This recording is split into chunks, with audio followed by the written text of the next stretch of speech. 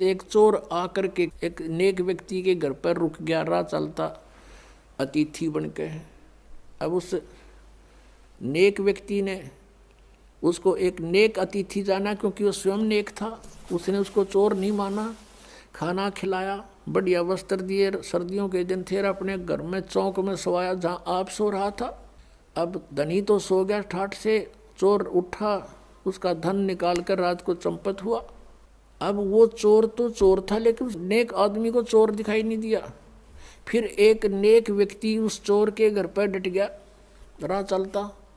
अब उसने रोक लिया, रुक गया। अब वो नेक व्यक्ति तो सामने सो गया उसके घर पे, और वो सारी रात जागता रहा। कदे यूँ चोरी कर ले जा रात ने, कदे चोरी कर ले जा रात ने, यूँ जागता रहा। क्योंकि वो दोष उसमें खुद विद्यमान था, उस नेक व्यक्ति में नहीं था, अतिथि में। और भी बहुत से प्रमाण परमात्मा ने दिए कि एक साधु किसी लड़की को पीटा जा रहा था, नगर के लोग उसको मार रहे थे। संत वहाँ पर पहुँच गए, वो बड़े सिद्ध पुरुष थे, सबको पता था कि इसकी वचन में शक्ति है। उसने कहा कि भाई बच्चों क्या हो गया, क्यों मार रहे हो उस बेटी को। सभी गांव वालों ने कहा कि ये उल्टा है, ये यहाँ दुष्कर्म करती है। तो संत ने कहा कि एक काम करो, रुक जाओ, ऐसे नहीं, इसको सजा हम बताएंगे, ऐसे देना। सब पत्थर उठाओ एक एक, और एक एक पत्थर इसको मारेंगे, इसको तरफा तरफा के मारेंगे। सब उठा लो, सब ने एक एक पत्थर उठा लिया। और संत ने कहा भी इसका पत्थर वो मारा जिसमें कभी कोई अपराध ना किया हो, जिसके मन में ये दोष ना हो, वो करे इस काम ने, नहीं तो यहीं भस्म हो जाओगे। एक के हाथ में पत्थर ना रहा और छोड़ कर दूर जा खड़े हुए। परमात्मा ने कहा, अरे कुछ तो सोचो निकम्यो, ये अकेली दुष्कर्म करती थी या तुम्हारे गांव का भी था कोई। नीचे मुंह कर लिया, उसको क्यों नहीं पीट रहे तुम। तो कहने का भाव ये पुण्यात्माओं, हम जब भगत बनाएंगे, परमात्मा के मार्ग में चलेंगे, तो इस तरह की सांसारिक बाधाओं से भी हमने निपटना होगा, और प्यार के साथ, इस ज्ञान के साथ हमने आगे बढ़ना है। अब वह लड़की आने लगी, लेकिन इतना ज्ञान सुनकर भी बुद्धि भ्रष्ट व्यक्ति उसी तरह व्यवहार करते रहे उस बेटी से। परमात्मा की आत्मा दुख पाई कि ये दुष्ट अभी समझे नहीं मैं क्या कहना चाहता हूँ। अरे जब इनके इतने कष्ट थे, सब सोच जिक्र करा करते हैं, भगवान हमें से सुख हो गया, मुझे ऐसे सुख हो गया, आपकी दया होगी, हमारे तो बुरा हाल हो रहा था, आपने बसा दिए।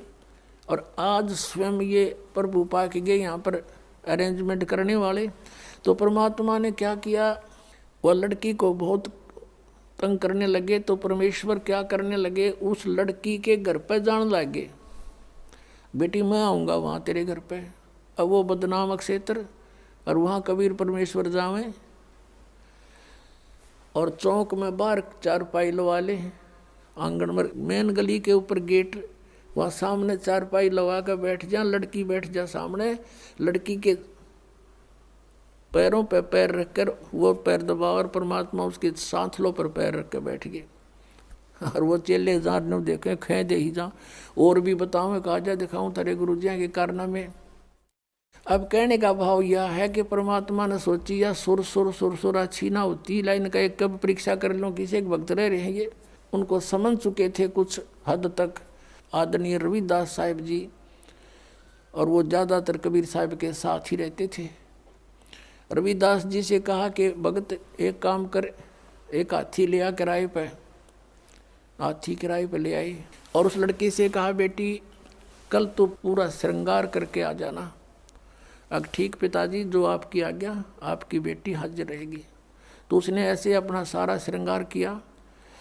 और परमात्मा कबीर जी ने क्या किया, एक बोतल में गंगा जल भर लिया, सफ़ेद बोतल में, लड़की को बिठा लिया बीच में, और हाथी के ऊपर रविदास जी को बना दिया ड्राइवर यानी पीलवान, और आप बैठ गए पिछले साइड में, और लड़की के कंधे पर हाथ रख लिया, आधा लटके नु आगे ने चेस्ट की तरफ, और एक हाथ में वह गंगा जल और बोतल पीवे नू, और उस लड़की नू करे उड़े बैठे बैठे।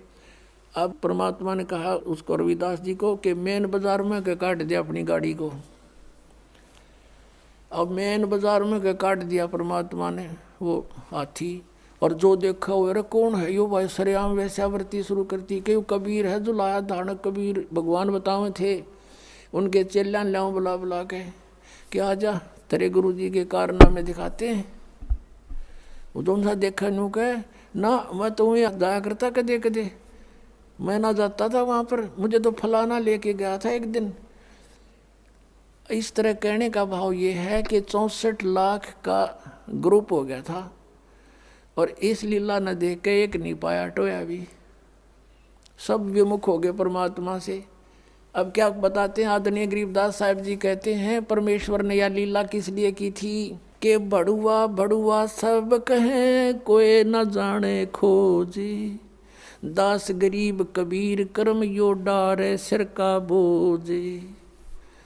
सब उसको बड़ुआ बड़ुआ कहने लगे परमात्मा को, कोई गहराई से समझ नहीं सका ये लीला क्यों की थी कि दास गरीब, गरीबदास साहब जी कह रहे हैं कि कबीर कर्म और डाल सिर का बोझ, कि ये 64 लाख का वजन धर लिया सिर के ऊपर, एक भी चेला नहीं ये मोक्ष होने दोगा। कहते इनको अपने सिर से पटक रहा है इनको नीचे। अब परमात्मा उनसे कहा करते थे कि जब तुम्हारा विनाश होया पड़ा था, किसी को कोई दुख था, किसी को कोई दुख था, जब तो मैं भगवान था और आज मैं शैतान हो गया, इतनी बुद्धि काम करती है।